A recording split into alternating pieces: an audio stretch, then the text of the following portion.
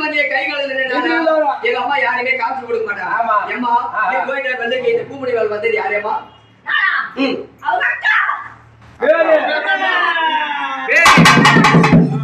போற கரியா போற கரியா அம்மா போற கரியா இந்த வீட்டு பண்ணுங்களா பூந்தவங்களா ஆமா தங்கச்சி அக்கா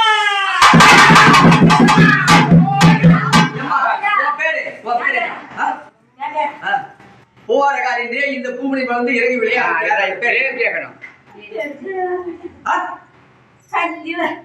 தீபக்